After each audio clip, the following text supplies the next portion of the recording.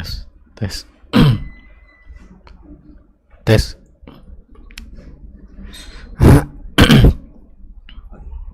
Kayaknya nyala tadi. Udah ya. Kecil tapi. Kecil. Bismillahirrahmanirrahim. Kecil. Bismillahirrahmanirrahim. Tes, tes. Suara saya terdengar, Ibu? Dengar ya? Bismillahirrahmanirrahim. Assalamualaikum warahmatullahi wabarakatuh. Innal hamdalillah nahmaduhu wa nasta'inuhu wa nastaghfiruh wa na'udzu billahi min syururi anfusina wa sayyiati a'malina. Man yahdihillahu fala mudhillalah wa may yudlil fala hadiyalah. Asyhadu an la ilaha illallah wahdahu la syarikalah wa anna Muhammadan abduhu wa rasuluhu la nabiyya ba'd. Kita kembali melanjutkan kajian pada buku Harta Haram Muamalat Kontemporer dalam pembahasan permasalahan di dalam kaidah gharar, yang mana pada kajian kali ini melanjutkan pada pembahasan dengan tema bentuk perjudian bangsa Arab jahiliyah dan tema bentuk gharar dalam muamalah kontemporer. Kita sudah mengetahui dalil tentang haramnya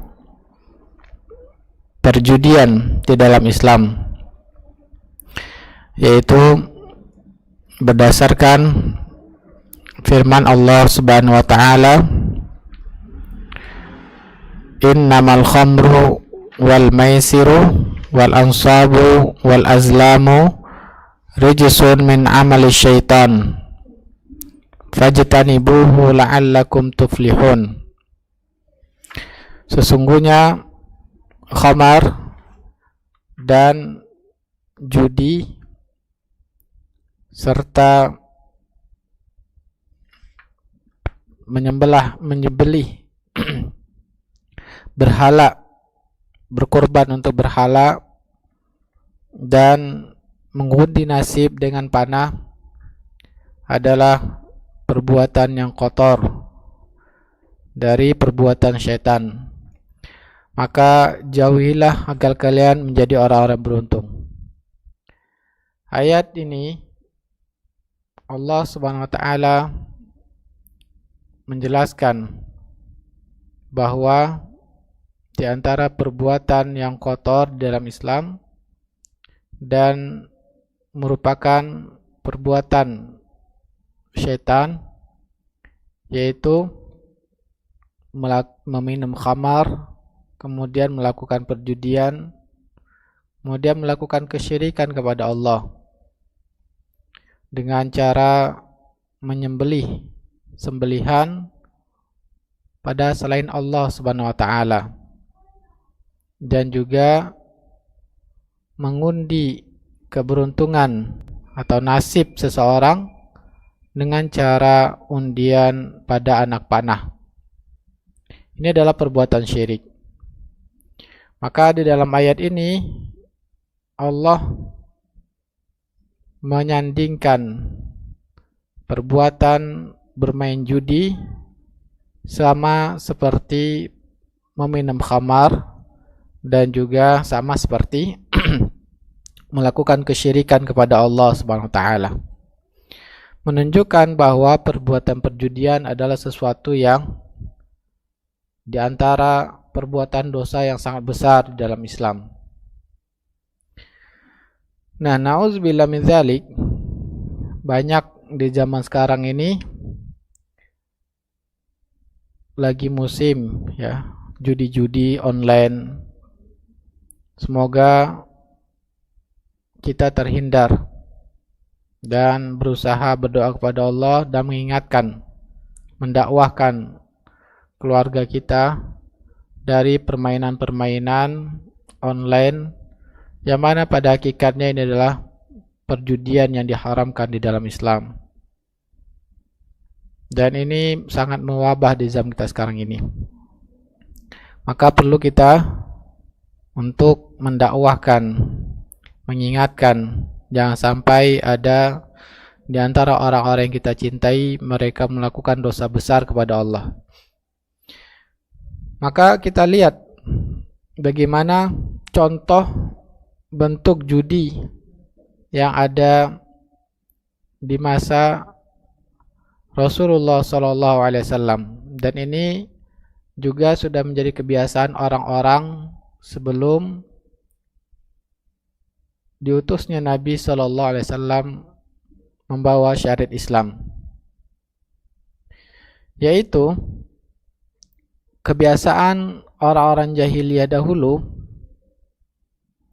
Mereka melakukan bentuk perjudian, bahkan tujuannya untuk sosial, untuk membantu orang-orang miskin di musim dingin, untuk menyantuni mereka, memenuhi kebutuhan pokok mereka, makanan-makanan untuk fakir miskin.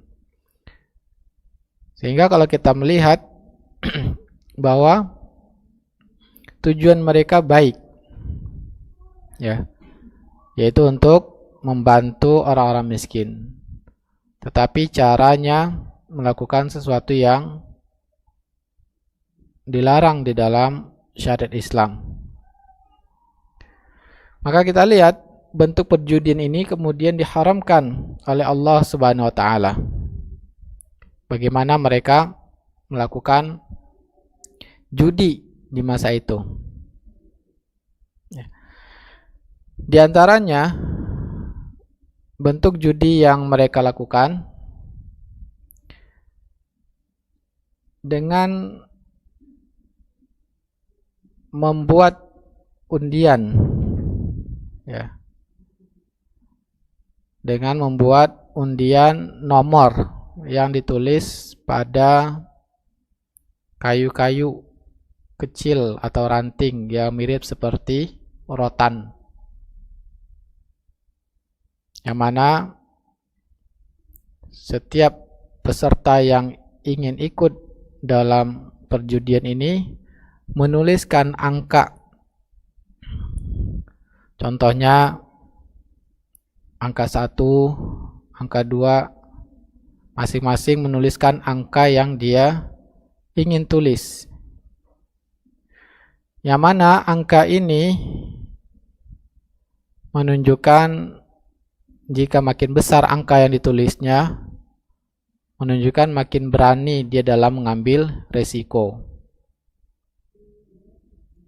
Tetapi dengan menulis angka yang besar, dia juga akan mendapatkan kesempatan yang besar, mendapatkan keuntungan.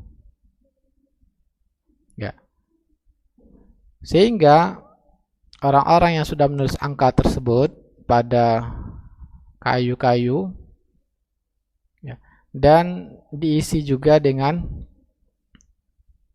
kayu-kayu atau sejenis rotan yang tidak ada angkanya. Misalkan pesertanya ada 7 orang, ya, maka masing-masing ada yang menulis angka 1, ada yang angka 2, ada yang angka 7, kemudian diisi juga ke dalam tempat undian berupa tongkat kecil tersebut yang tidak ada nomornya.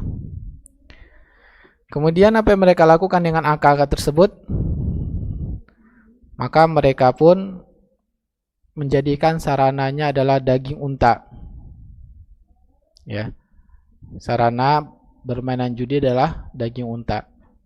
Sehingga mereka menyembelih seekor unta, dan dibagi daging unta tersebut misalkan menjadi 10 kelompok.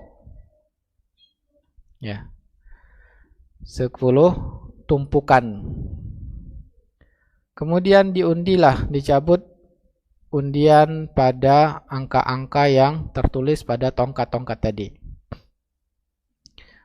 Maka jika dipilih undiannya yang tidak ada nomornya, maka mereka akan mengulang kembali. Ya, istilahnya seperti arisan kepada ibu-ibu ya, tapi kalau arisan itu ada namanya, tidak ada yang tidak ada nama. Semua kertas ada namanya. Nah, kalau ini mereka melakukan ada di antara tongkat yang tidak ada angkanya. Nah, jika keluar misalkan angka 7 ya. Nah, maka yang menulis angka 7 tersebut dia akan mengambil 7 tumpukan daging unta tadi. Ya. Kemudian terus selanjutnya dicabut lagi jika dipilih lagi, jika keluar misalkan 2 atau 3, jika keluar 3 ya, maka yang menulis angka 3 tersebut akan mengambil 3 tumpukan daging unta sehingga habis ya seluruh tumpukan daging unta tersebut. Nah, orang-orang yang nomor yang keluar mereka mendapat keuntungan. Keuntungannya itu apa? Tumpukan daging yang sesuai dengan nomor yang mereka tulis. Sedangkan yang membayar unta ini dibebankan kepada orang-orang yang tidak keluar angka yang mereka tulis. Ya. Maka angka-angka yang tidak tertulis mereka akan membagi di antara mereka harga unta tersebut sesuai dengan nomor yang ditulisnya. Misalkan ya, kalau seandainya tadi angkanya ditulis sampai angka 7 dan misalkan yang keluar angka 7 dan angka 3 mendapatkan bagian dagingnya, sehingga angka yang tidak keluar yaitu angka 1, 2, 4, 5, dan 6. Nah, kemudian jika seandainya harga unta itu nilainya 90 dinar ya, maka 90 dinar dibagi sesuai dengan jumlah angka yang tidak keluar tadi, misalkan 18, maka didapatkan 5 ya, maka yang menulis dapatkan 5, 90 dibagi 18 dapatkan 5, maka yang menulis angka 1 berarti 1 kali 5 sama dengan 5 dinar. Sehingga makin besar angka yang dia tulis, makin besar dia membayar harga unta tersebut. Seandainya yang paling besar yang belum keluar yaitu 6. 6 dikali 5 sama dengan 30 dinar, maka dia membayar 30 dinar. Makanya yang tadi kita katakan semakin besar angka yang dia tulis, maka semakin menunjukkan dia orang yang berani mengambil risiko membayar lebih mahal, dan juga dia jika angkanya keluar maka dia mendapatkan juga keuntungan yang besar ya, sehingga dia mendapatkan tadi yang keluar 7, angka 7, dia mendapatkan 7 bagian daging dan dia tidak membayar sama sekali. Nah, ini yang mereka lakukan. Nah, biasanya mereka melakukan dagingnya ini dibagi-bagikan pada fakir miskin, dan sebagian bahkan mereka memakannya, juga ada yang memakannya. Nah, di sini untung dan rugi tentukan hanya kepada keluarnya angka yang mereka tentukan. Ya. Ini sama seperti yang dahulu sampai sekarang pun masih ada, yaitu judi togel ya, judi angka.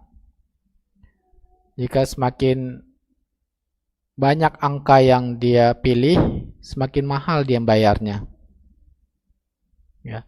Sampai misalkan ada 4 angka, maka makin mahal harga kupon yang dia beli. Kalau seandainya hanya 1 atau 2 angka, maka lebih murah. Maka ini ya bentuk judi yang sampai sekarang pun masih dilakukan orang-orang, tapi angka-angka ini mereka gambarkan dengan jadikan sarananya adalah uang. Nah, dahulu sarananya adalah daging. Maka Allah Subhanahu wa taala mengharamkan seluruh bentuk perjudian yang mereka lakukan. Walaupun tujuannya adalah untuk sosial. Sama seperti yang dulu ada ya, dibikin seperti ini tujuannya sosial. Nah, sekarang juga banyak ya kalah dan menang dalam suatu permainan, tapi sarananya menggunakan uang. Contohnya permainan memutar roda.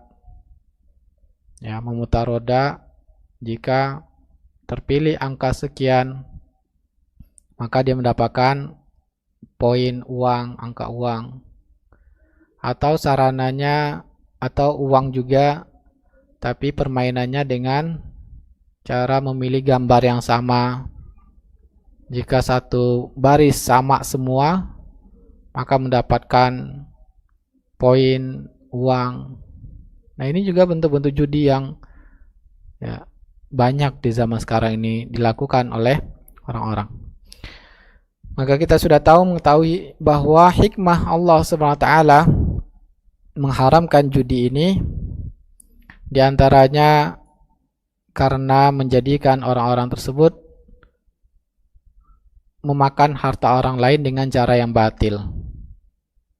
Ya, yang mana orang-orang yang tidak keluar angkanya mereka membayar, sehingga angkanya yang keluar tersebut dia mendapatkan ya tanpa ada usaha yang dilakukan.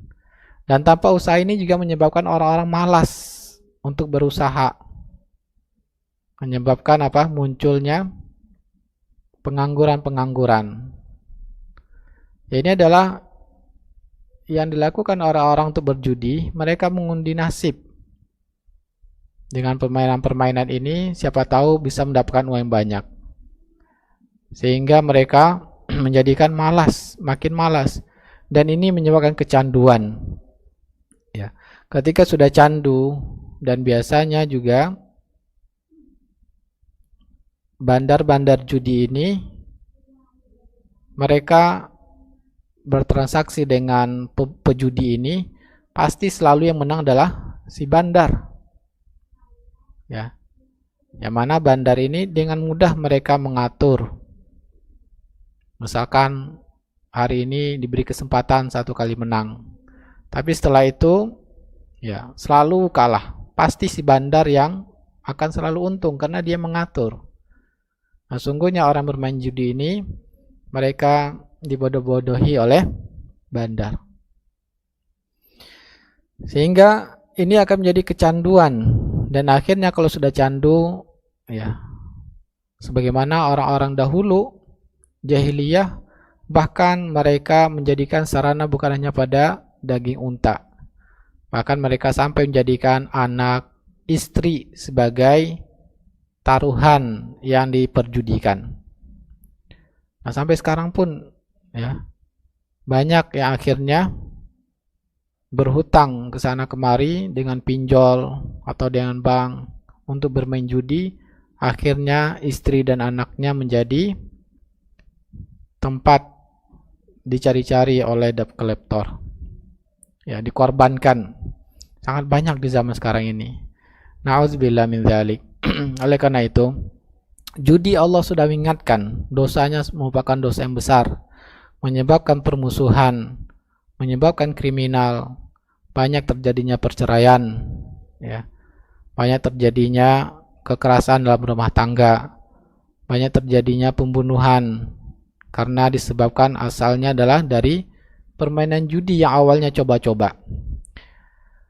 Maka kita ingatkan anak-anak kita jangan sampai mereka melakukan permainan-permainan yang mana nanti ya mereka seolah-olah menjadi kebiasaan sesuatu yang dibolehkan dalam internet, misalkan permainan dan mendapatkan poin, dan ini berarti mereka sedang bermain judi. Dan juga jangan kita biasakan diantaranya permainan-permainan di warung-warung yang mana di sana ada kotak menjual boneka, ya. Nah, kemudian masukkan uang dan nanti anak memainkan tongkat untuk menarik bonekanya. Maka ini juga bagian dari permainan judi. Nah, saya pernah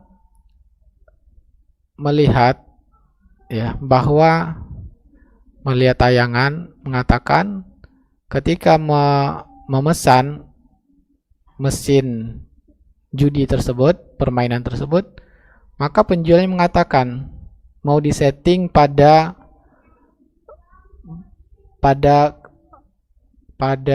permainan keberapa untuk mendapatkan hadiahnya.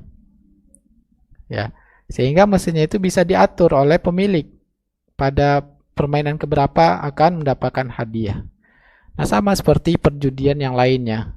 Maka semuanya sudah diatur oleh bandar dan pasti pemain selalu akan kalah.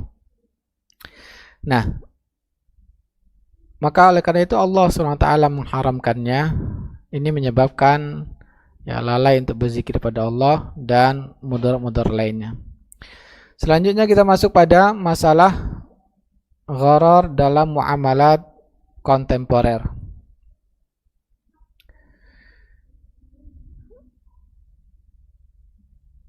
Dalam masalah muamalah kontemporer,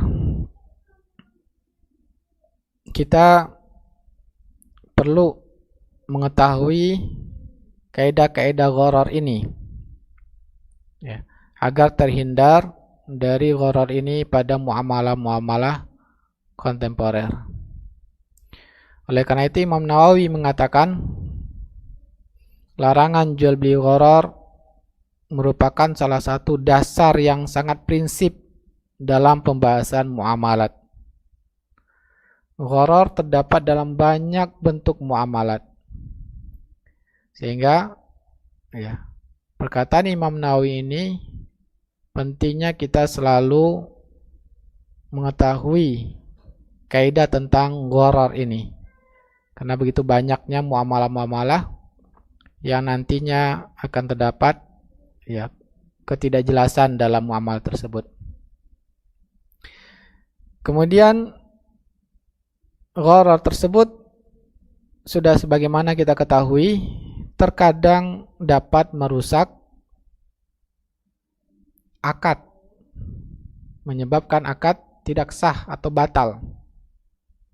Ini adalah yang mana kadarnya ketidakjelasannya sangat besar di dalam akad tersebut. Dan terkadang ya ketidakjelasan ini tidak berdampak kepada keabsahan kontrak atau akad. Dan ini pada gharar yang kecil. Nah, akan kita ketahui ya, kita akan melihat contoh-contoh bentuk gharar di muamalah yang ada di zaman kita sekarang ini. Yang pertama yaitu di dalam jual beli dengan melalui internet atau melalui aplikasi atau melalui telepon di zaman kita sekarang ini. Nah, ini akan kita bahas. Jadi hukum kita pembahasannya tentang hukum jual beli, apakah terdapat gharar atau tidak dengan menggunakan internet atau aplikasi atau telepon. Dan juga bisa jadi dalam jual beli online ini mengakibatkan keharaman yang lain. Ya, bukan saja pada gharornya, tapi bisa juga berdampak pada riba atau kezaliman. Nah, kita akan bahas hukum-hukum berkaitan dengan jual beli online. Yang pertama kita bahas dahulu tentang gharar di dalam jual beli online. Apakah jual beli online tersebut dibolehkan atau tidak? Maka ternyata setelah kita melihat pembahasan ulama dahulu, maka jual beli online ini bisa salah satu bentuknya yang mana sudah ada dibahas oleh para ulama dahulu.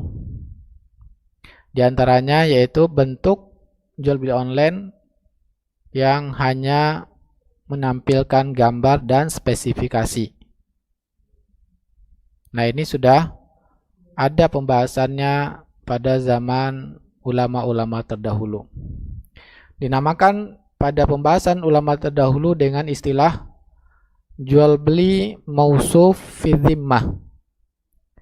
Jual beli sesuatu barang yang hanya menyebutkan spesifikasinya, kemudian penjual menghadirkan barang tersebut, berkewajiban menghadirkannya. Ini namakan dengan mausuf fi dhimmah, menyebutkan spesifikasi dan kemudian bertanggung jawab untuk menghadirkannya. Artinya apa?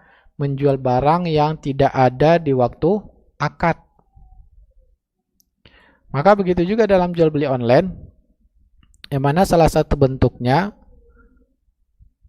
ya, si penjual hanya menampilkan gambaran barang, baik dengan gambar barang itu sendiri maupun spesifikasinya. Contohnya ya, di aplikasi-aplikasi e-commerce menampilkan gambar produk dan spesifikasinya secara rinci. Ya. Maka untuk jual beli online seperti ini, di dalam mazhab Syafi'i ini tidak dibolehkan. Ini termasuk jual beli yang gharar.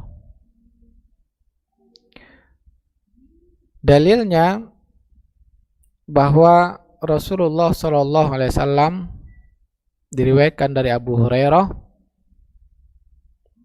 melarang jual beli gharar. Yang mana hadis ini diriwayatkan oleh Imam Muslim. Bagaimana mazhab Syafi'i berdalil dengan hadis ini?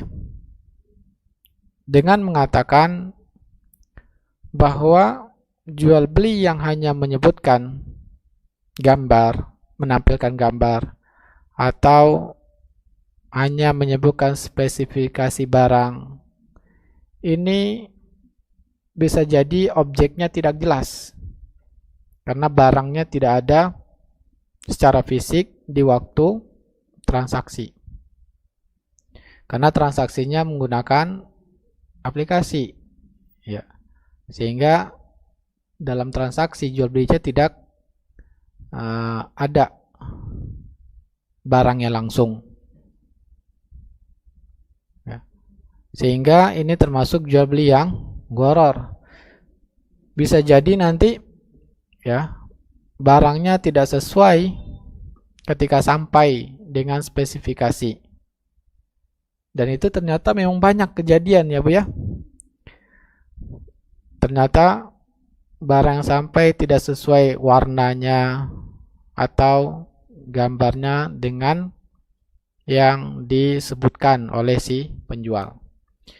Nah, ini termasuk jual beli gharar menurut mazhab Syafi'i. Kemudian pendapat yang kedua, jual beli secara online yang hanya menyebutkan spesifikasi barang, baik gambaran maupun dengan menyebutkan speknya, ini dibolehkan. Dan ini adalah pendapat mayoritas para ulama mazhab, di antaranya pendapat Hanafi, Maliki, dan Hambali. Dalil ulama yang membolehkan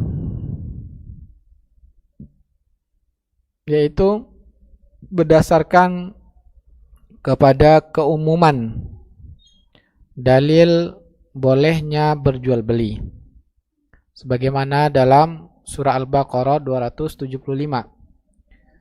Allah Subhanahu wa taala berfirman, wa ahallallahu al-bai'a. Allah menghalalkan jual beli. Maka di dalam jual beli yang hanya menyebutkan spesifikasi, ya, ini termasuk yang dibolehkan karena speknya jelas dan rinci, gambarnya juga jelas diketahui oleh kedua belah pihak. Maka masuk pada keumuman bolehnya dan tidak ada larangannya. Adapun bantahan kepada mazhab yang melarang karena dianggap tidak jelas, maka sesungguhnya dengan menyebutkan gambar tersebut atau menyebutkan spesifikasinya ini menunjukkan bahwa ini bisa dijadikan suatu standar, ya, untuk menetapkan hukum jelas atau tidaknya. Berdasarkan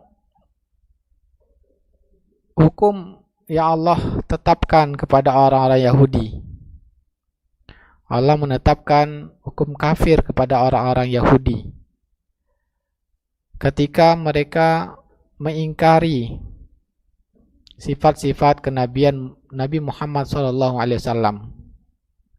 yang sudah disebutkan Allah Ta'ala di dalam surah At-Taurat, dalam kitab Taurat mereka. Allah sudah menyebutkan spesifikasi sifat-sifat Nabi Muhammad, ya, sangat rinci.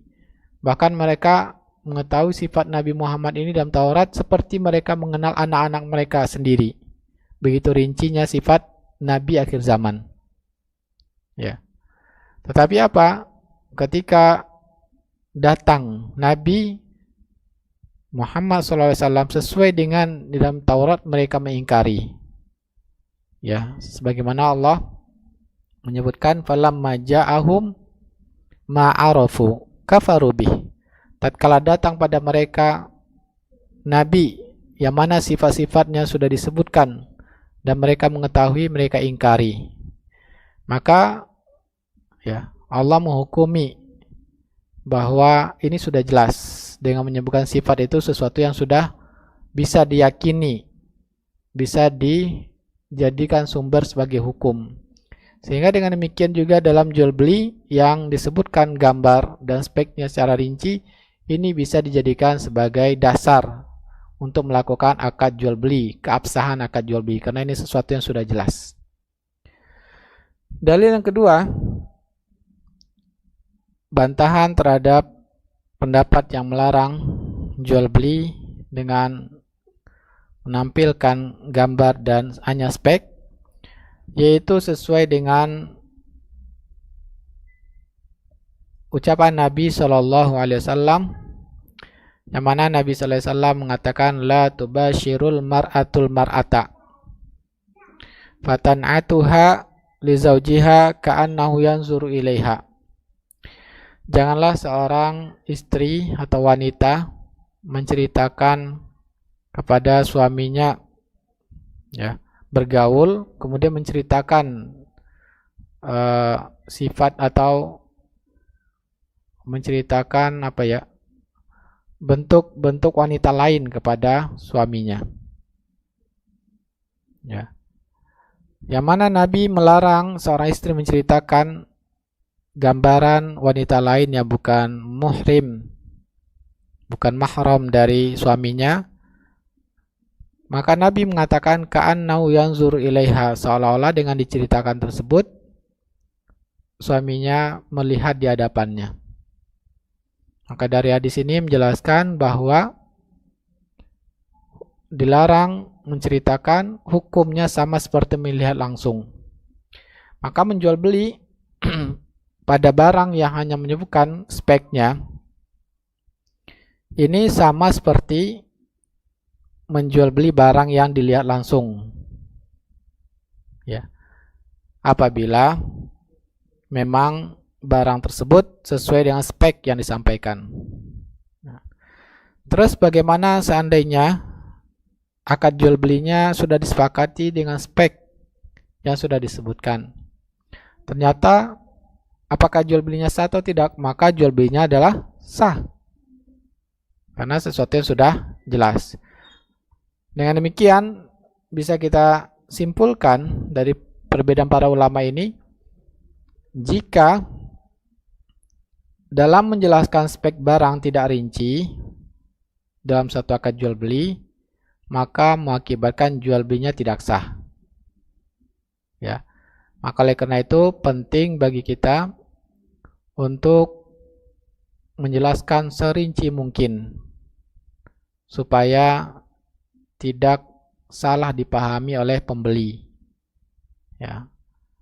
Yang mana gambarannya berbeda dengan yang kita sebutkan atau kita buat gambarnya.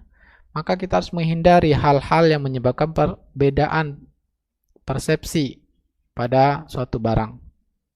Contohnya ya, sengaja dibikin videonya malah dibikin trik-trik studio. Ya.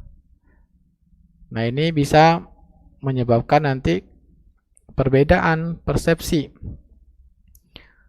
Contohnya kalau produknya sebetulnya yang aslinya tidak besar, tapi dibikin trik supaya kelihatan rotinya besar.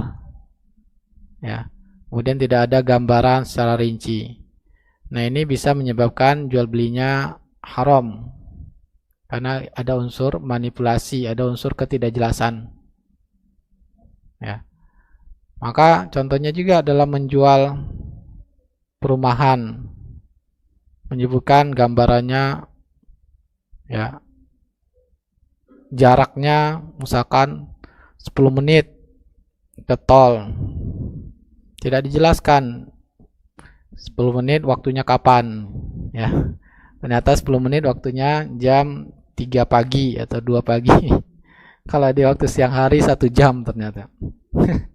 Nah, ini harus dijelaskan. Ya, bebas banjir. Ternyata ketika kita tinggal ada genangan air.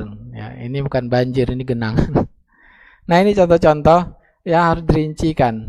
Ya, sampai juga pada barangnya, contohnya harus dijelaskan. Misalkan menggunakan pondasi batunya apa.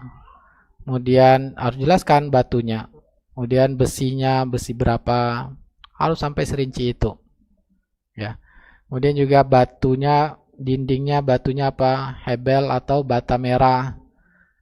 Nah, kalau tidak maka tidak sah. Ya, harus dijelaskan secara rinci. Maka kalau kita akad jual beli istisna bikin rumah, perhatikan itu ibu-ibu. Ya, karena seringnya terjadi perselisihan. Tidak sesuai dengan yang dipikirkan, digambarkan oleh si pembeli. Kenapa seperti ini? Gambar saya tidak seperti ini. Nah, ini menyebabkan perselisihan dan ini hukum jual belinya batal. Tidak sah karena tidak jelasnya spesifikasi barang. Karena barangnya belum ada. Nah, kemudian bagaimana seandainya barang itu tidak sesuai, speknya sudah jelas. Ya, ternyata yang sampai tidak sesuai dengan spek yang disebutkan oleh si penjual. Maka jual belinya sah. Dan adapun pembeli berhak untuk memilih, membatalkan, atau meridhoi, merelakan, atau meminta selisih perbedaan harga. Ya. Nah, ini hak yang harus dipenuhi oleh penjual. Ternyata ya, si pembeli merasa ada sesuatu yang tidak sesuai dengan spek yang disampaikan, maka berhak untuk membatalkan atau meminta selisihnya atau merelakannya. Nah, ini dalam masalah gharar ya, salah satu bentuk jual beli online. Kemudian kita lihat hukum berikutnya, bisa jadi jual beli online ini diharamkan dilihat pada objek barang yang diperjualbelikan, menyebabkan unsur riba, bukan pada gharar.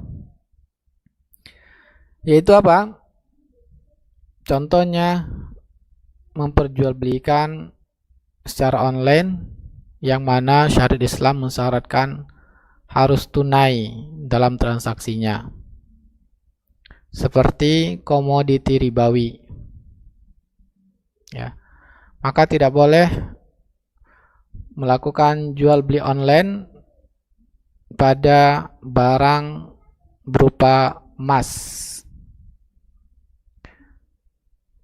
ya. Maka Nabi SAW sudah mengabarkan kepada kita wajibnya tunai dalam transaksi jual beli emas dan yang semakna dengan emas. Berdasarkan ucapan Nabi SAW, "Faidza talafatil asnafu fabi'u kaifa syi'tum idza kana yadan biyadin." Maka jika jenisnya komoditi ribawi tersebut berbeda tetapi sebab ribanya sama dipahami para ulama, maka disyaratkan harus tunai dan boleh berbeda nilai harganya. Contohnya, para ulama memahami sebab riba pada emas dan perak ini adalah alat tukar. Ya, sebagian ulama di antaranya mazhab Hambali dan Syafi'i mengatakan sebab riba pada emas dan perak adalah alat tukar. Ya, karena emas mayoritasnya di masa Nabi berbentuk dinar dan perak mayoritasnya di masa Nabi berbentuk dirham. Yang mana dinar dan dirham adalah alat tukar. Sehingga menurut mazhab Syafi'i dan Hambali mengatakan semua alat tukar sama seperti komoditi ribawi emas dan perak. Jika dengan demikian sebab ribanya sama-sama alat tukar, maka dan berbeda jenisnya, Nabi mensyaratkan yaitu harus tunai. Ya. Fabi'u kaifa syi'tum idza kana yadan biyadin. Silahkan kalian menukarnya dengan harga berapapun juga, tapi dengan syarat harus tunai. Tunai itu maksudnya apa? Di waktu transaksi kedua barang harus sudah diserah terimakan. Ya, tidak boleh setelah transaksi masih ada barang yang belum diterima.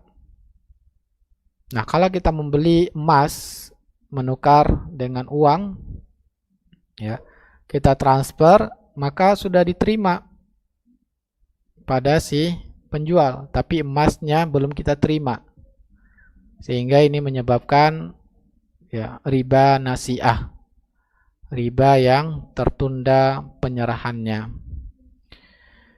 Nah, ini harus kita perhatikan, ya. Kemudian yang berkaitan dengan hukum jual beli online juga,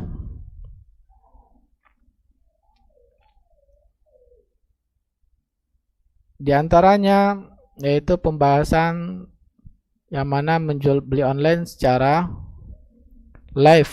Nah, ini sangat banyak sekarang, ya. Jadi menjual baju misalkan atau alat-alat elektronik dengan live, maka kita perlu memperhatikan, ya. Misalkan kita sebagai penjualnya mengatakan silakan, ya, bapak-bapak, ibu-ibu, baju yang ini yang saya pamerkan ini dengan harga 50.000, ya, silakan. Nah, dengan check out bayar dan nanti kami akan kirimkan. ternyata yang ditampilkannya berbeda dengan yang dikirimnya. Maksudnya yang dikirimkan barangnya dari gudang. Maka ini berarti bisa melanggar amanah dalam jual beli. Ya. Kenapa? Karena dia mengatakan tadi barang yang dipegangnya. Saya jual barang ini dengan 50.000 misalkan. Ternyata yang dijualnya dikirimnya yang dari gudang. Nah, maka ini bisa menyebabkan ya hukum jual belinya tidak amanah. Bisa mengakibatkan dosa. Karena yang dilakukan akad pada barang yang sudah ditunjuk, ternyata yang diserahkan barang yang berbeda. Ya. Bagaimana supaya dibolehkan? Supaya dibolehkan, dia harus menyatakan dengan ucapan bahwa ini hanya contoh produk. Contohnya seperti ini, adapun barang nanti akan dikirim dari gudang yang sama. Ya. Ini supaya dibolehkan. Nah, hati-hati dalam live, dalam jual beli online ini. Nah, berikutnya yaitu yang mana dalam menjual beli online ini terkadang penjual tidak memiliki barangnya. Ya. Dia hanya sebagai dropshipper. Dia hanya ambil foto dari internet, kemudian mengiklankan di tempat tokonya sendiri, ya, atau di grup WhatsApp, dan menerima pembayaran dari pembeli. Setelah itu baru dia membeli barang. Nah, maka ini ya dikenal dengan dropshipper. Maka ini adalah sesuatu yang diharamkan berdasarkan hadis diriwayatkan dari Hakim bin Hizam, yang mana beliau bertanya kepada Rasulullah sallallahu alaihi wasallam, "Ya Rasulullah, ya'tini rajul." Wahai Rasulullah, ada seorang datang padaku. Fayuridu minnil bai'a, ingin membeli barang. Laisa indi, dan tidak ada padaku barang tersebut.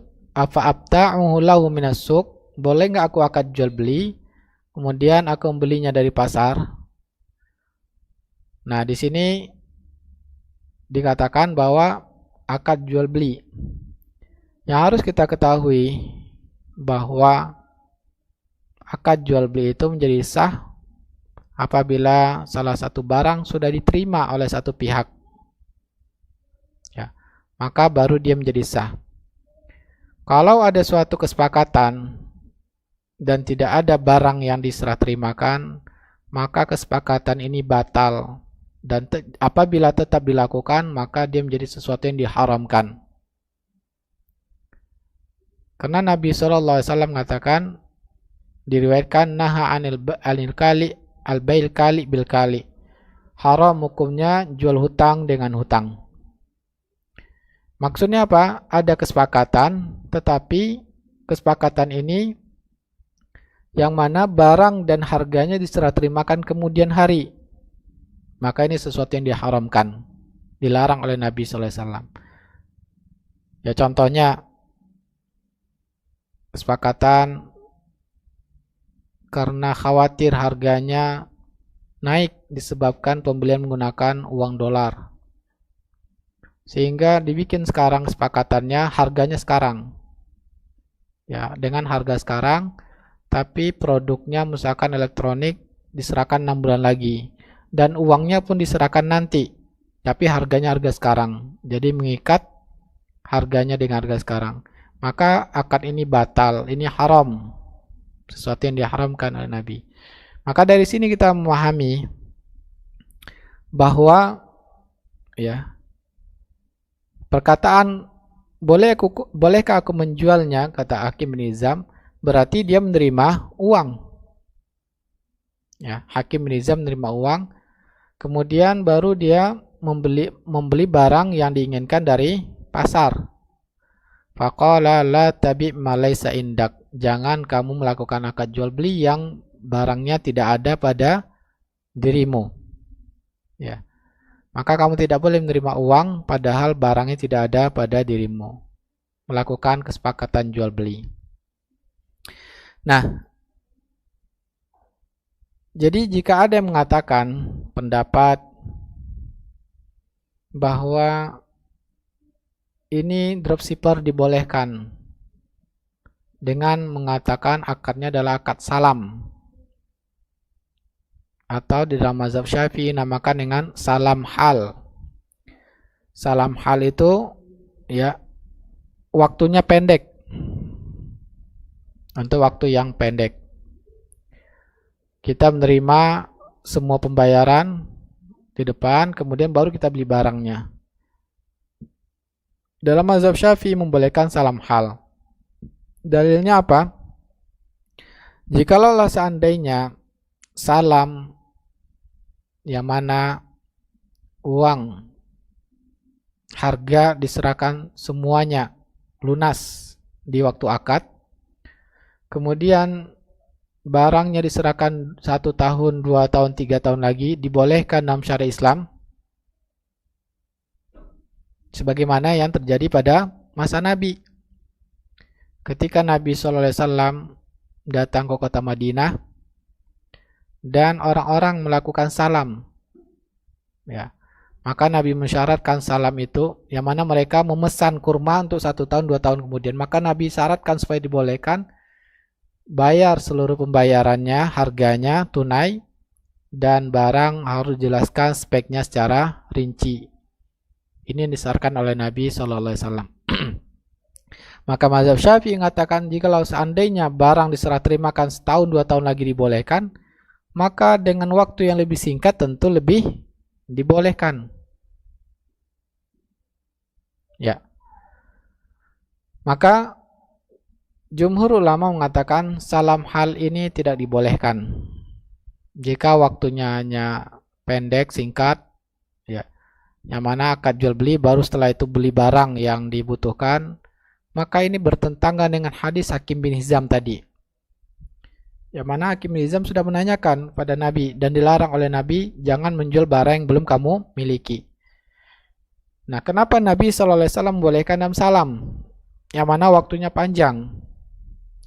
Karena itu kebutuhan masyarakat. Ya. Yang mana apa kebutuhannya? Kebutuhan para pedagang untuk mendapatkan modal, dan kebutuhan pembeli untuk mendapatkan harga yang murah. Jadi saling menguntungkan dan mereka terbiasa melakukannya, maka syariat membolehkan dengan syarat uangnya harus bayar lunas dan speknya harus jelas, waktu serah terimanya juga harus jelas. Dan mazhab Hambali bahkan mengatakan bahwa salam itu hikmahnya supaya kedua pihak dapat mendapatkan keuntungan karena ada selisih harga, dan selisih harga itu dalam waktu yang panjang. Ya, kalau seandainya waktu pendek maka harganya sama. Maka ini berlaku ucapan Nabi larangan menjual barang yang belum dimiliki. Nah, ini tentang hukum jual beli online yang mana penjual sudah melakukan akad jual beli dengan pembeli tapi dia belum memiliki barangnya, baru dia memesan dengan distributor, maka ini hukumnya haram. Solusinya bagaimana? Solusinya jangan dia menerima uangnya, maka dia hanya mengatakan bahwa ini baru pesanan, ya, belum akad jual beli, ini hanya pesanan. Dan jika nanti barang yang sudah ada baru kita melakukan transaksi, ini namakan janji jual beli. Kemudian hukum berikutnya berkaitan dengan jual beli online, yang mana jika kita pembayarannya melakukan dengan cara COD, ya, yang mana barangnya setelah sampai baru dibayar. Apakah ini sudah terjadi jual beli atau belum? Ibu, sudah terjadi jual beli apa belum COD tersebut? Belum terjadi jual beli. Karena kita sudah mengatakan tadi apa? Bahwa jual beli itu terjadi ketika salah satu barang sudah diterima. Maka COD belum dibayar, barang pun belum sampai. Sehingga kesepakatan jual belinya tersebut di awal, jika itu mengikat maka dia batal. Maka di sesuatu perbuatan yang diharamkan. Paham maksudnya?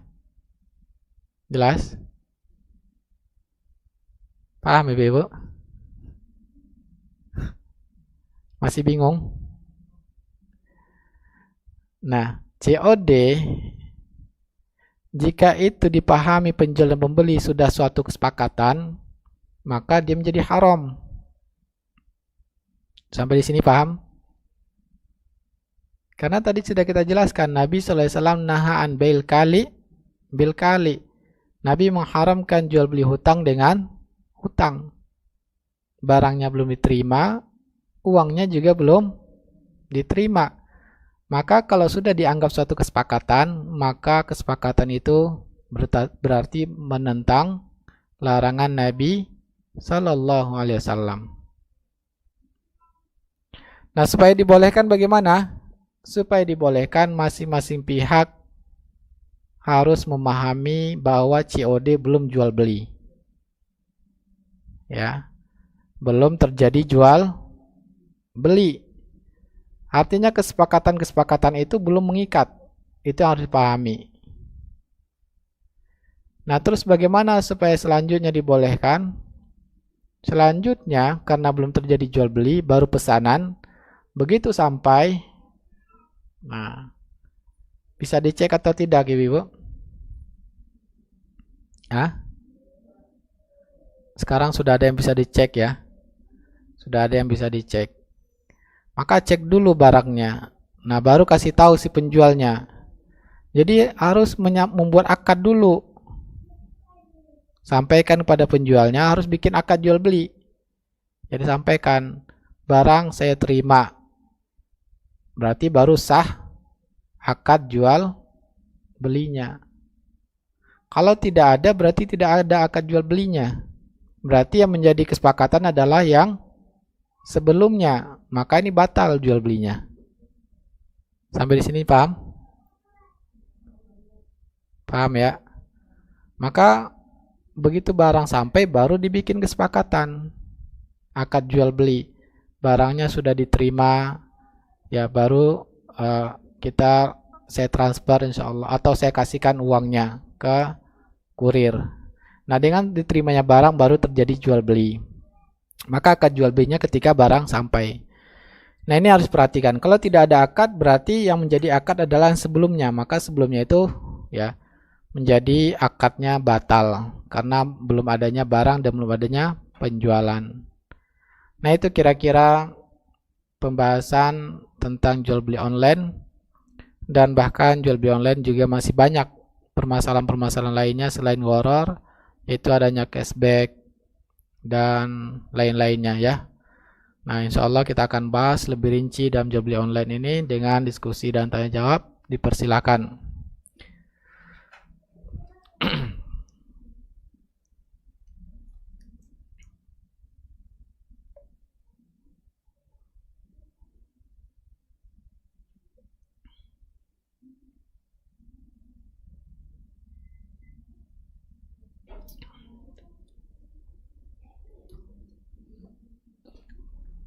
Ya, sambil menunggu pertanyaan dari Ibu, saya bacakan dua pertanyaan yang kajian sebelumnya yang tertunda untuk menjawabnya.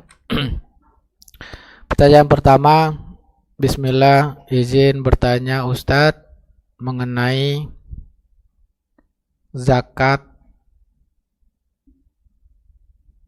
Kalau ada saham di perusahaan dan hanya bisa diambil beberapa tahun ke depan dan nilainya terus fluktuatif, bagaimana ya Ustadz? Perusahaan ini adalah pabrik produksi barang. Bagaimana zakatnya ya? Baik. Zakat saham, maka pertama dilihat dari jenis usahanya dan kemudian dilihat dari tujuan membelinya. Maka jika pertanyaannya adalah pada saham yang mana tujuannya mendapatkan dividen di sini, karena beberapa tahun baru bisa diambil, berarti mendapatkan bagi hasil. Dan uangnya ini atau sahamnya ini digunakan untuk pembuatan barang, yang mana barangnya pasti diperjualbelikan. Maka bagaimana cara menghitung sahamnya? Maka cara menghitung sahamnya dengan mengetahui aset-aset yang wajib zakat pada perusahaan tersebut. Ya, aset lancarnya. Mengetahui berapa uang tunai pada perusahaan tersebut jumlahnya. Kemudian mengetahui barang-barang yang diperjualbelikan, baik yang sudah jadi belum laku maupun bahan baku yang separuh jadi pada barangnya, maupun yang memang masih bahan baku belum diapa-apain, maka semuanya dinilai. Dan nilai pada barang-barang dagangan ini disesuaikan dengan harga pasaran saat waktu mengeluarkan zakat. Kemudian mengetahui juga piutang dari perusahaan tersebut yang lancar. Ya. Kemudian mengetahui hutangnya, hutang perusahaan tersebut. Nah, setelah itu aset zakatnya dikurangi hutang, yang mana hutangnya memang hutang untuk usaha, bukan untuk hutang beli aset. Hutang yang mengurangi zakat adalah hutang yang berkaitan dengan usaha. Ya, kalau memang ini adalah perdagangan. Maksudnya hutang yang untuk beli barang dagang, contohnya berhutang karena untuk beli bahan baku. Maka hutang ini, ya, cicilan dalam 1 tahun itu bisa mengurangi zakatnya. Tapi kalau hutangnya hutang perusahaan tapi untuk beli mobil operasional, maka hutang ini tidak mengurangi dari aset zakat. Nah, setelah mengetahui aset-aset zakat pada perusahaan tersebut, maka dikonversikan pada sahamnya, nilai sahamnya berapa persen. Ya, tadi kan fluktuatif, maka dikonversikan berapa persen nilai sahamnya dari harta yang wajib zakat tersebut, maka segitulah dia mengeluarkannya. Kalau seandainya ya perusahaan ini tidak mengeluarkan zakatnya. Tapi jika seandainya perusahaan sudah menghitung zakat, maka dividennya sudah bersih, tidak harus ada kewajiban untuk bayar zakatnya. Nah, sekalian saya menambahkan, ya, sebetulnya tidak ada kaitannya dengan pertanyaan ini, tapi sebagai pengetahuan dalam cara menghitung zakat saham. Yang mana jika sahamnya adalah digunakan untuk pembelian rumah atau ruko, yang mana rukonya disewakan, ya, atau pembelian alat berat, yang mana alat beratnya disewakan, maka sahamnya yang wajib zakat hanya hasil dari sewa ruko tersebut atau sewa dari alat berat tersebut, dikonversikan yang sawah dengan sahamnya. Jadi nilai rukonya tidak dihitung zakatnya, nilai kok alat beratnya tidak dihitung, yang dihitung hanya hasilnya saja. dikonversikan sesuai dengan persentase sahamnya, dikalikan 2,5%. Kemudian jika sahamnya tujuannya diperdagangkan, beli saham, tapi akan dijual lagi ketika harganya naik. Apakah 1 bulan lagi atau 2 bulan lagi, dan ini menjualnya bisa diperjualbelikan, saham yang bisa diperjualbelikan. Maka yang harus diketahui sebagai seorang muslim tidak boleh membeli saham yang diperjualbelikan apabila terdapat hal-hal riba. Ya.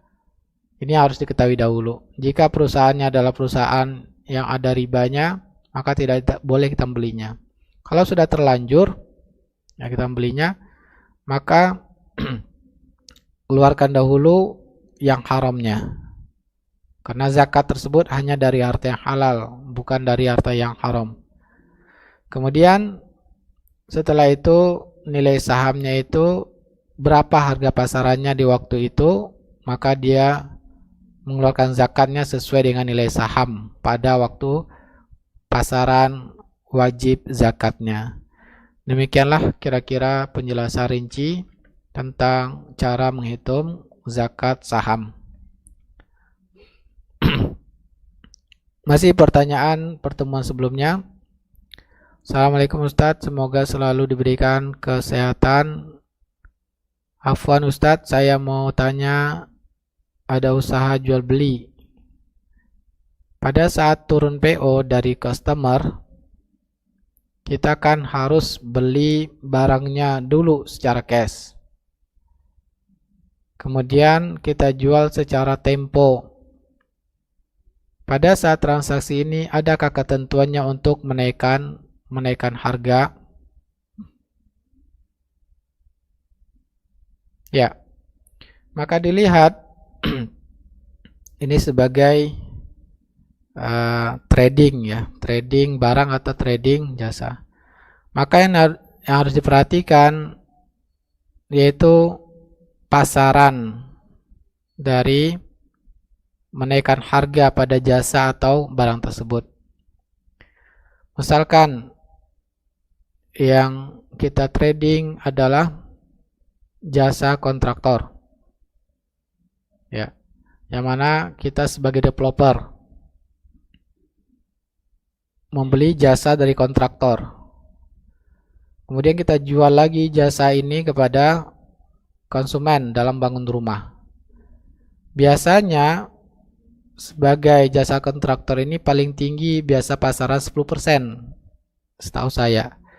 Maka inilah menjadi acuan ya dalam boleh atau tidaknya. Kalau seandainya kita mengambil 20% atau 30% jasa ini, maka ternyata pembelinya merasa ditipu ya. Kemudian dia komplain, perasaan biasanya jasa konstruksi ini kontraktor ini 10%, kenapa kamu ambil 20%? Saya tidak terima. Maka di sini ya yang diwajib si penjual ini mengembalikan sisa uang tadi karena pembeli merasa ditipu. Ini namakan yang khiyarubun. Maka begitu juga dengan barang yang mana kita menaikkan harga sesuaikan dengan pasaran dalam menaikkan harga tersebut. Kalau seandainya terlalu tinggi, maka ini mengakibatkan pembeli merasa ditipu ya, sehingga berhak untuk membatalkan jual beli atau meminta selisih harganya. Ini harus diperhatikan. Kemudian dari kita penjual mengalokasikan dari keuntungannya untuk diberikan hadiah ke customer. Nah, kemudian ya, apakah boleh memberikan hadiah kepada customer yang mana hadiah ini sebetulnya hanya diambil dari keuntungan tadi? Ya, boleh saja. Boleh saja mengurangi keuntungan dengan syarat tadi menjual keuntungannya harus dengan pasaran. Nah, tidak boleh kalau seandainya misalkan ya menetapkan harga. Wallahu ta'ala, ini mungkin triks ya, tips dalam pas dalam dalam marketing harganya dinaikkan, ya. Kemudian diberi seolah-olah hadiah, diskon. Ya, ini kalau memang ada unsur penipuan, maka ini hukumnya haram dalam marketing ini. Kenapa penipuan? Karena ternyata sebetulnya harga tidak segitu dia jualnya. Ya, sehingga pembeli merasa tertipu. Maka ini hukumnya bisa berdosa. Tapi kalau memang harganya sudah pasaran, kemudian memberikan hadiah lagi pada customer, ini dibolehkan. Sering kita melihat ya, diskon 50%. Begitu lihat harga barangnya, ternyata tidak wajar. Ya, 50% ternyata sudah dinaikkan lagi 1 juta misalkan. Nggak masuk akal harga sebarang 1 juta. Maka di sini ada unsur penipuan. Allah Ta'ala ini tidak dibolehkan karena Nabi melarang kita bersikap najas. Najas itu artinya adanya unsur penipuan, memarkup harga yang tidak sesuai. Atau berbohong dalam menyebutkan modal. Najas itu diantaranya adalah maknanya berbohong dalam menyebutkan modal. Di sini berbohong dalam harga barang tidak normal. Kemudian masih pertanyaan lanjutan. Masya Allah, ini satu pertanyaan 3 ya. Satu kertas maksud saya. Satu kertas 3 pertanyaan. Masih pertanyaan yang kemarin. Saya mengajukan sharing modal ya pada PO yang membutuhkan modal besar kepada saudara. Pada saat penerimaan pembagian dari pembayaran dari customer, saya kembalikan dengan akadnya sharing profit, modal tambah keuntungan. Apakah transaksi ini dibolehkan? Afwan jazakallahu khairan. Maka harus diperhatikan dalam sharing modal ini yaitu kesepakatan, harus bikin kesepakatan jika rugi. Disampaikan bahwa sharing modal ini bukan hanya dalam profit saja, tapi sharing modal juga dalam masalah kerugian. Ini harus disampaikan ya, supaya saudara tersebut memahami bahwa juga akan menanggung jika terjadi kerugian. Yaitu kerugiannya sebesar apa? Sebesar porsi saham. Ya. Jika sahamnya 50%, terjadi kerugian maka dimenanggung 50%. Adapun keuntungan maka bebas. Ya, bebas, syariat tidak mensyaratkan, tapi yang disyaratkan syariat yaitu jika terjadi kerugian harus menanggung sesuai, ada pernyataan sesuai dengan porsi saham. Wallahu taala alam.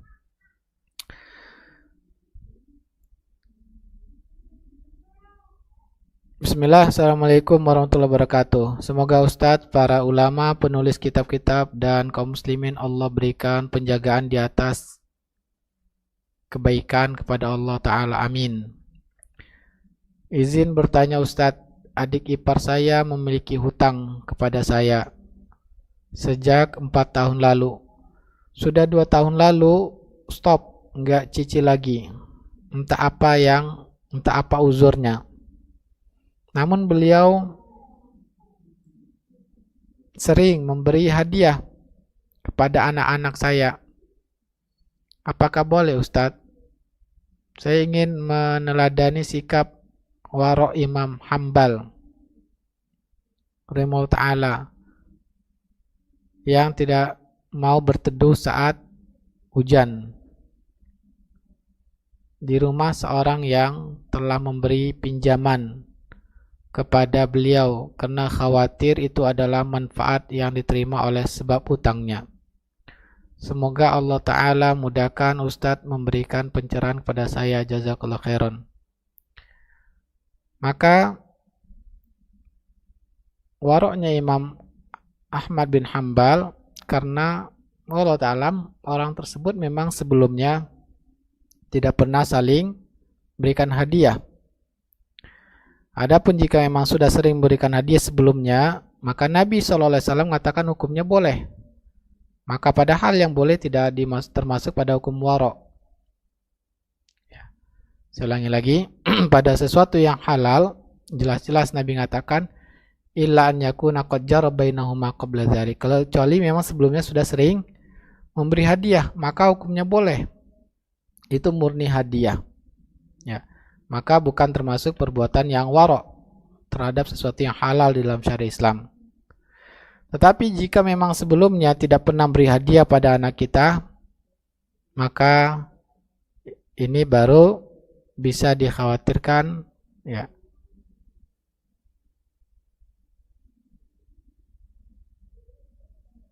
Wallahu ta'ala, anak kita ini pun bukan kita yang menerima manfaatnya. Karena ketika hadiah diberikan pada anak, itu adalah hak anak, bukan hak orang tuanya. Ya. Maka ketika saudara memberikan ke anak, itu hak anak, harta anak, bukan harta kita, sehingga kita tidak mendapatkan manfaat. Maka ini pun juga menjadi pertimbangan. Kita tidak mendapatkan manfaat dari harta tersebut. Itu adalah murni pada anak. Sehingga Allah Ta'ala masih dibolehkan. Assalamualaikum, izin bertanya Ustadz. Misal saya punya toko sembako. Ketika saya jual lewat apa ini? APK Oven, apa ini? Aplikasi Oren.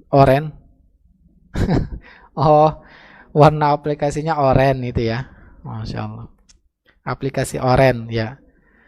Live sih. Ya, oh, dalam kurung live ya. Harga lebih murah dengan pembayaran shop. Shop ini istilah apa lagi nih, Masya Allah. Yang bukan live kayaknya ya. Ya, kayaknya lebih murah dengan pembayaran. Oh, bukan e-wallet ini. Harga lebih murah dengan pembayaran shop e-walletnya. Apakah seperti ini diperbolehkan Ustadz? Contoh, saya jual minyak lewat aplikasi Oren, harga bisa 25.000. Pembayaran pakai e-wallet. Jika saya jual langsung tanpa lewat aplikasi Oren, harga tetap 33.000.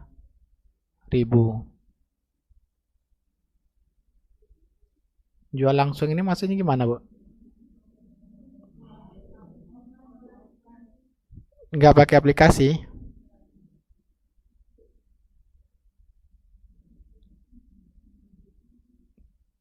Jadi pertanyaan saya di sini, ketika aplikasi itu bisa nggak pembayaran selain menggunakan e-wallet? Ada yang tahu, Ibu?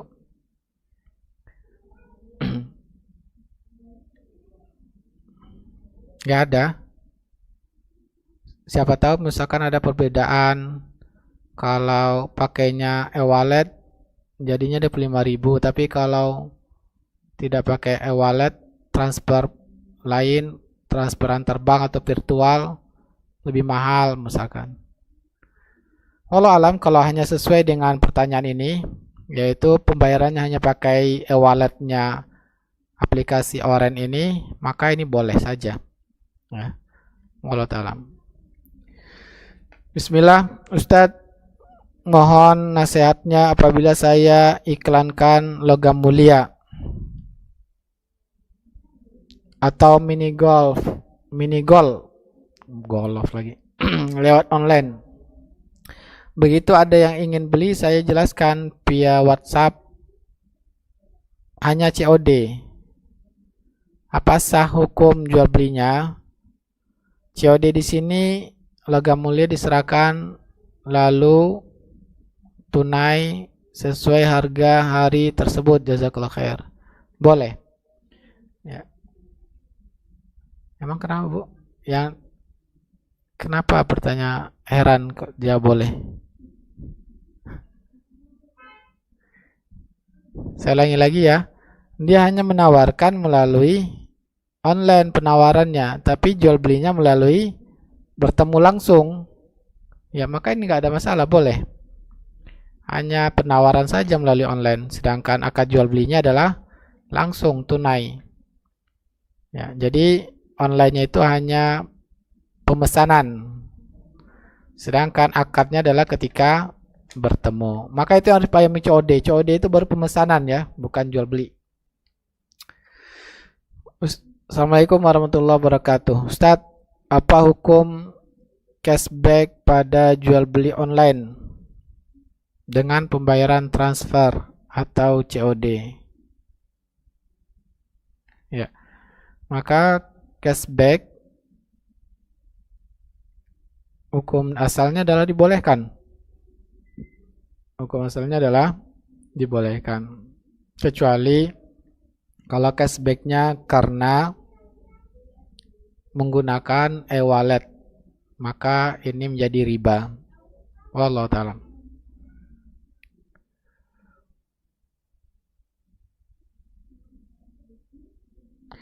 Dua, apa hukum tebus murah yang ada di minimarket? Apabila kita belanja minimal 50.000, bisa tebus murah produk dengan harga yang murah. Ya. Tidak ada masalah, boleh saja.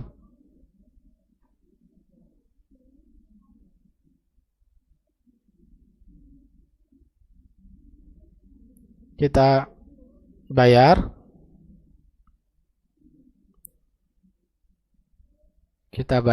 barang-barang tersebut. Ya. Emang di mana letak haramnya?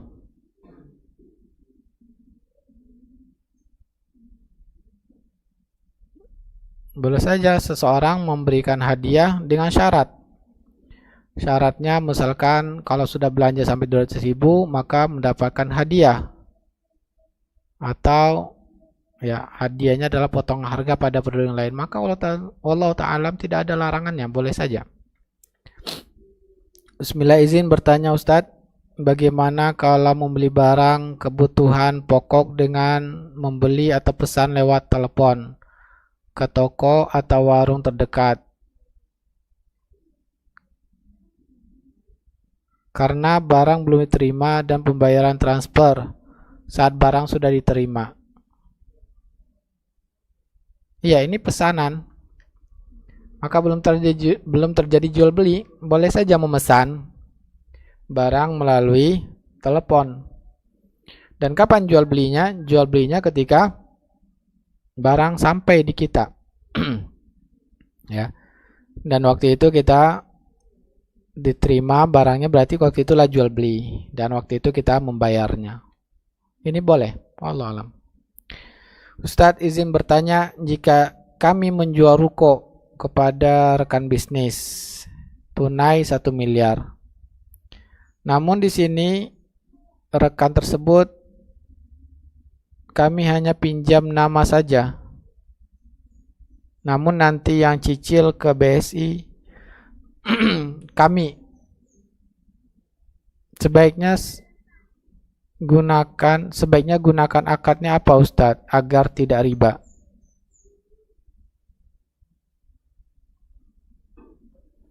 Bagaimana maksudnya ini? Kami menjual ruko kepada rekan bisnis seharga tunai 1 miliar. Namun di sini rekan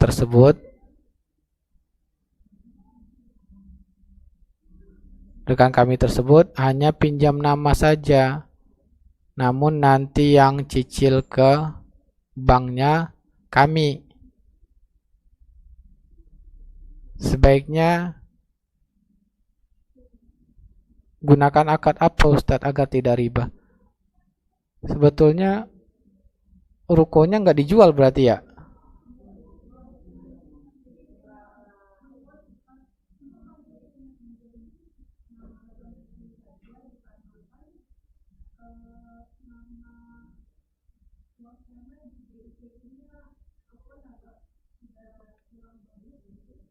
Ya.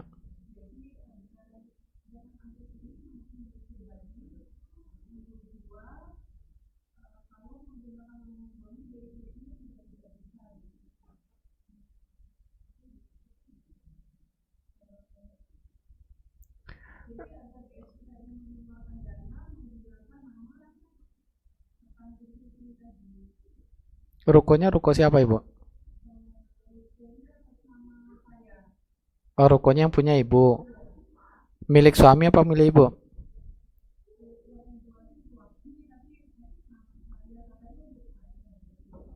Baik, bentar.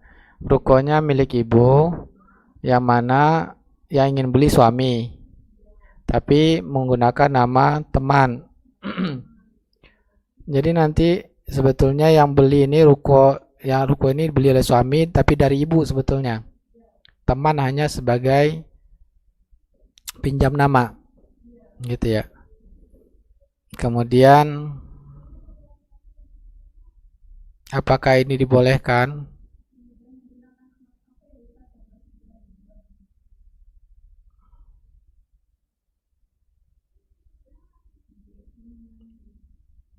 Ya, apa yang harus dilakukan akadnya? Ibu nggak bisa memilih akad apa di banknya. Kalau di banknya pasti hanya akadnya murabahah.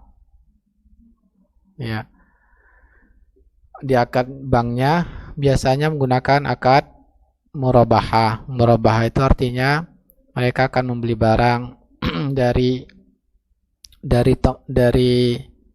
ibu dijual lagi kepada teman tadi kan. Pada hakikatnya itu hanyalah perwakilan dari suami. Maka sebetulnya kalau ibu jujur pada bank ini tidak dibolehkan. Paham maksud saya?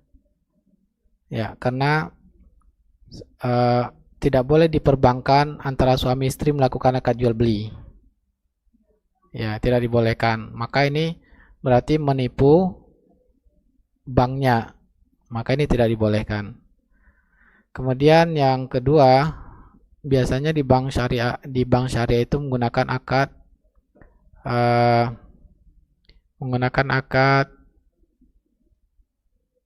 musyarakah mutanakisah.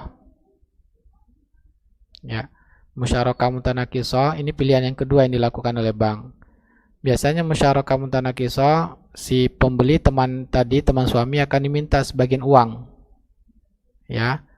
Kemudian membeli ruko ini dari ibu dengan gabungan uang dari bank dan dari uang teman tadi. Tapi juga nanti sebetulnya uang dari suami ya Bu ya. Nah, karena kan suami yang akan menyicil ya. Nah, berarti pasti mintanya juga uang dari suami. Nah, kemudian teman tadi sebetulnya suami yang mencicil akan mencicil saham milik bank. Saham dari milik bank setiap bulannya. Dan ini pun dalam prakteknya walau ta'alam ini dalam IOV tidak dibolehkan. Ulama IOV mengatakan bahwa bolehnya jual beli saham ini dengan harga yang disepakati kemudian, maksudnya waktu jual beli.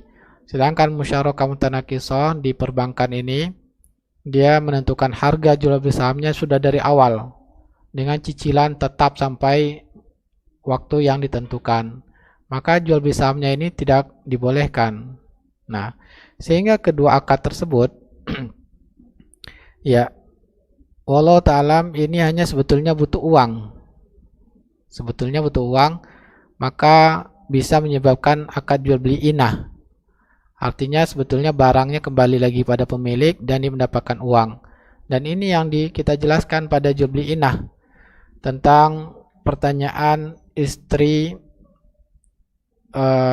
Zaid bin Arqam, yang mana Zaid bin Arqam membeli budak istrinya kemudian dijual lagi pada istrinya, maka ada selisih di sini. Nah, pada hakikatnya suami istri ini tidak dibolehkan jual beli kalau memang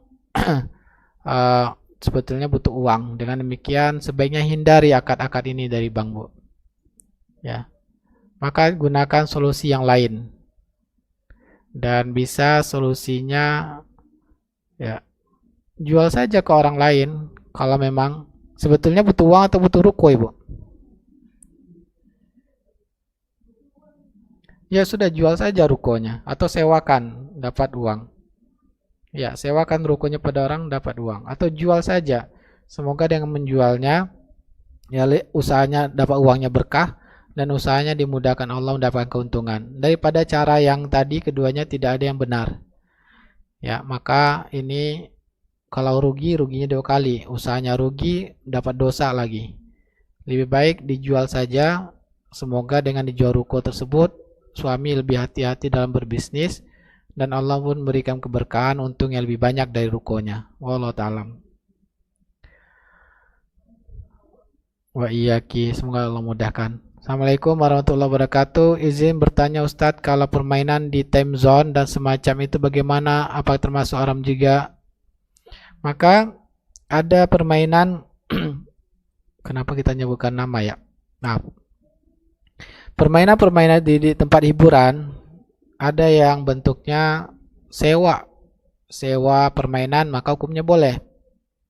Tapi kalau permainannya itu bentuknya judi, seperti memasukkan koin atau membayar sejumlah uang dengan berisi kartu, kemudian mendapatkan kartu sesuai dengan angka, ya, atau contohnya permainan menjatuhkan bola, jika bolanya jatuh pada angka 50 keluar kartu 50, maka ini bisa judi, ya, karena kartunya itu ada nilainya, bisa ditukarkan dengan barang-barang yang di tempat sana, maka ini bisa menjadi judi, ya. Maka tidak boleh kita biarkan anak kita bermain pada yang ada untung ruginya. Tapi kalau untuk permainan yang memang jasa dari permainan tersebut, maka itu dibolehkan. Maka yang dihindari adalah yang bentuknya judi. Bismillah, afwan Ustadz. Apabila kita naik taksi online, kadang kita memberikan tip untuk sopirnya. Apakah ini diperbolehkan? Syukran.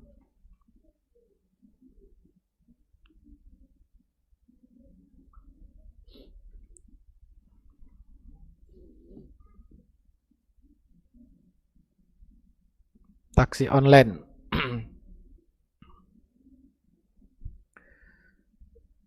Kalau dilihat taksi online-nya Bu ya, taksi online ini berbeda dengan taksi yang karyawan ya. Kalau online itu pasti mitra ya. Nah, kalau mitra boleh. Kalau taksi online boleh karena dia mitra dari aplikasi, maka boleh kita ngasihkan tips. Tapi kalau dia karyawan yang bukan online berarti ya. Taksi yang bukan online biasanya mereka karyawan. Maka kalau karyawan, maka kita harus ya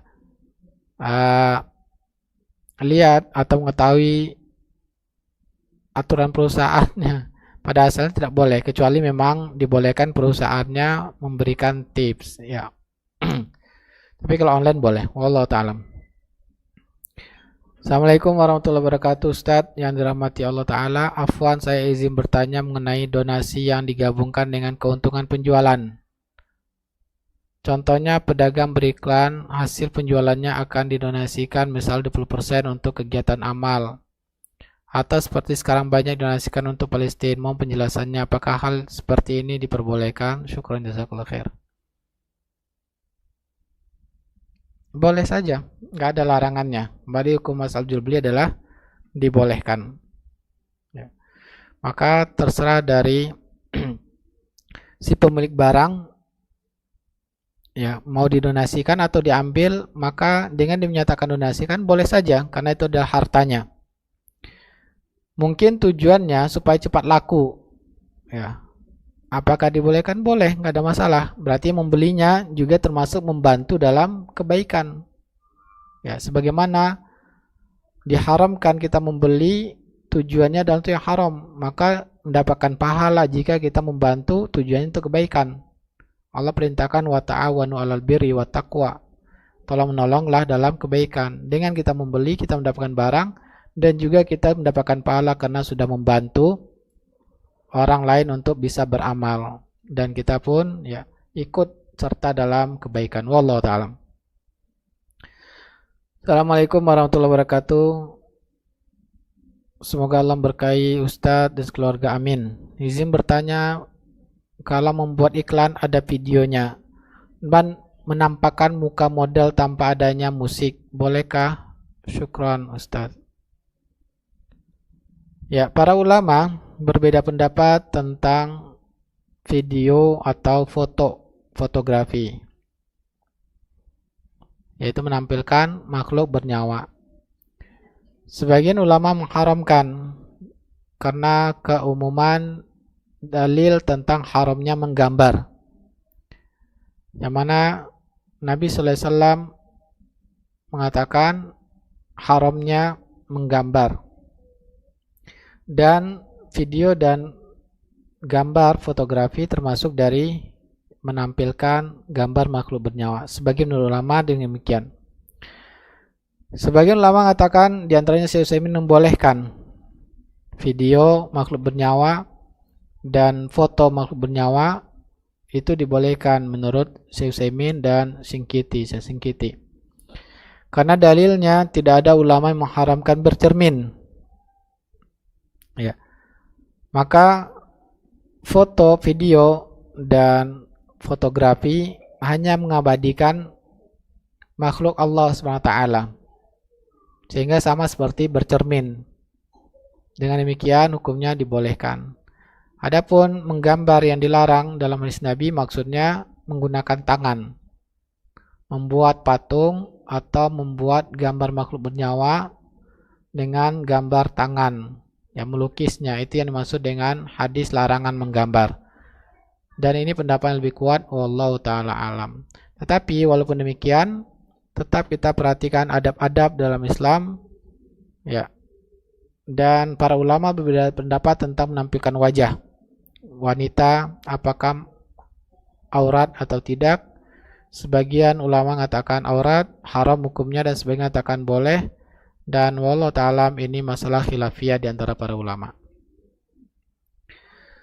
Assalamualaikum Ustadz, guru di sekolah anak saya selain mengajar beliau juga berjualan seperti baju, makanan dan sebagainya. Apakah saya sebagai orang tua siswa boleh beli barang-barang baru tersebut? Jualannya di waktu ngajar atau di luar waktu ngajar, Ibu? Kalau berjualan di waktu ngajar maka tidak boleh beli. Ya. Sedang ngajar kemudian live, bapak-bapak, ibu-ibu, maka ini haram kita belinya. Ya. Tapi kalau berjualannya di luar waktu ngajar maka dianjurkan. Ya. Dianjurkan membelinya. Ini harus perhatikan. Ya. Dilihat berjualannya di waktu mengajar atau tidak. Kalau di luar waktu ngajar maka sebaiknya kita bantu, ya, agar guru dari anak kita mendapatkan rezeki, ya, yang halal dengan kita membelinya. Bismillah Ustadz, afwan izin bertanya, apabila fulan kerja di perusahaan yang mensupport perusahaan milik Yahudi, bagaimana hukum penghasilannya?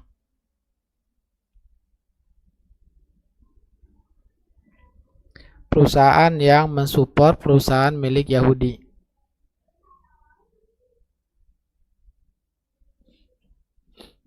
bagaimana hukum penghasilannya? Wallahu a'lam, saya tidak bisa menjawabnya. Ya. Sebaiknya tanyakan kepada ustadz yang lain. Tapi intinya begini, ya. Intinya soal memboikot produk-produk Yahudi, ya. Ini tidak ada hubungannya dengan pertanyaan ini. Kalau ini mensupport perusahaan milik Yahudi. Kalau yang ingin saya sampaikan yaitu membeli produk Yahudi, maka ya Allah SWT melarang kita untuk tolong menolong dalam maksiat dan memerintahkan kita untuk tolong menolong dalam kebaikan.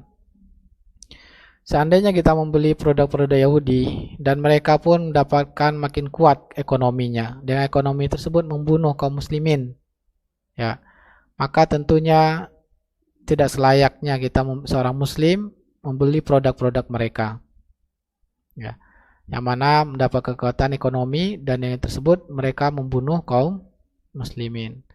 Maka dengan kita memboikot misalkan produk mereka, sehingga kita sudah membantu, ya, dalam segi memerangi ekonomi mereka, sehingga tidak lagi, ya, mereka dengan bebasnya dan kekuatannya membantai kaum muslimin di sana. Wallahu taala alam. Maka lihat soal tolong menolong ini, ya. Wallahu taala alam.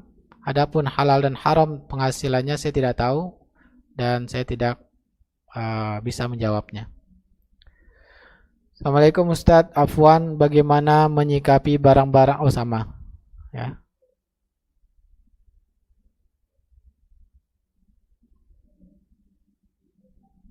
Ini sebentar kita baca dulu. Ustadz Afwan, bagaimana menyikapi barang-barang boykot sedangkan ada salah satu bumbu masakan tidak bisa ditinggalkan karena ada khas rasanya yang tidak bisa diganti dengan yang lain, seperti kecap Ustadz. Apakah kalau restock atau dijual artinya mengkhianati hukum halal tersebut Ustadz? Qadarullah, barang-barang lain ada pengganti, hanya satu item tersebut yang belum bisa ditinggalkan. Afwan, mohon dibantu masukannya Ustadz.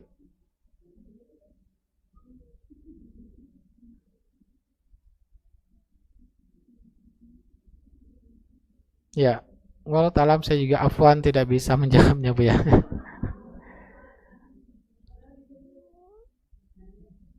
Ditunggu jawabannya. Baik, nanti insya Allah ini menjadi insya Allah di lain waktu kita akan coba bahas ya. Nanti akan saya coba mencari dulu referensi dari perkataan ulama dan tentang masalah ini. Alhamdulillah tidak ada lagi pertanyaan ya. Cukup kita akhiri. Semoga materi ini dan diskusi ini bermanfaat, menjadi ilmu yang bermanfaat. Allah mudahkan untuk mengamalkannya. Kita akhiri dengan doa kafaratul majlis. Subhanakallahumma bihamdika asyhadu an la ilaha illa anta astaghfiruka wa atubu ilaik. Wassalamualaikum warahmatullahi wabarakatuh. Bismillahirrahmanirrahim.